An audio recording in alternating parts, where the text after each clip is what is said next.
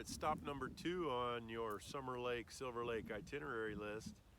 And behind me here you can see what is the remnant of Pleistocene Fort Rock Lake. And Fort Rock Lake was one of these huge inland endorheic basin, endorheic meaning water flows in from rivers and snowmelt and groundwater, but does not flow out through any surface water source. So this was a huge lake at one time, went dry starting about 8,000 years ago or so. And the remnant behind me does fill up with water in about 1 year, 2 years out of 20. There's standing water out there when we're in really wet cycles. It is private and used for cattle grazing, so it has a habitat type that is suitable for a variety of birds that like, big open grass, wet grass type habitats. One of those is the long-billed curlew, which is on your required birds list, and some have asked me, why do you have the long-billed curlew on there? I'm like, well, it's a shore bird, if you will, a member of the Chiradiformes, and kind of cool, got that great big long decurved bill. And it's actually an interior upland nester. And right behind me here is the money spot that I have for long-billed curlew. And in fact, I've seen the pair here today, and this wet spot behind me. If you get to this spot, put your spotting scope here on the side of the road and stand for a few minutes.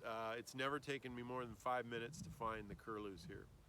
So this is a great spot for curlew. In addition, and we're going to do a 360 panorama here, there are a number of features here that are attractive to raptors. So this is a good spot for prairie falcon, ferruginous hawk, American kestrel, red-tailed hawk, possibly Swainson's hawk, and then golden eagle. And off here to the south is Agley Rim, which you'll see here in a moment. And Agley Rim is an area where I typically find golden eagles, particularly soaring on afternoon thermals. So let's take a little look around. We're panning now to the southwest, and we see a mountain there that's part of Winter Rim, which is the rim that extends from here, the Silver Lake Basin, all the way down to Paisley. Here's Agley Rim, this large sharp scarp in the foreground, or in the background rather.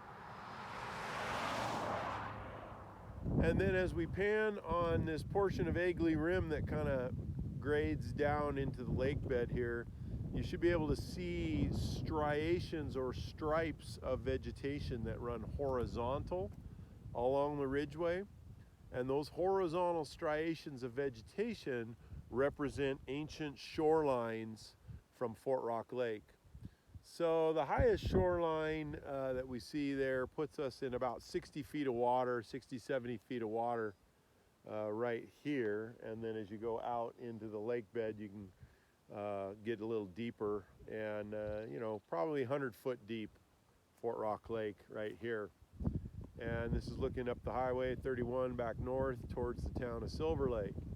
All right, this spot right here, and you can see this wet spot, this is a cattle watering facility. And so the fact that there is this dry upland habitat with some water nearby makes it good for a variety of birds. And so you can see yellow-headed blackbird here, red-winged blackbird. You'll also find western meadowlark. Back this way where we just panned in that greasewood habitat, a sage thrasher, which is a member of the thrush group. So that's a good bird to get here. And then there's also, gulls will be seen here, ring-billed and California gulls.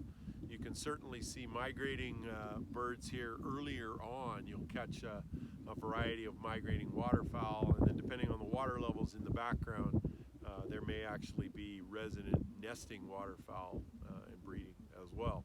All right, let's carry on.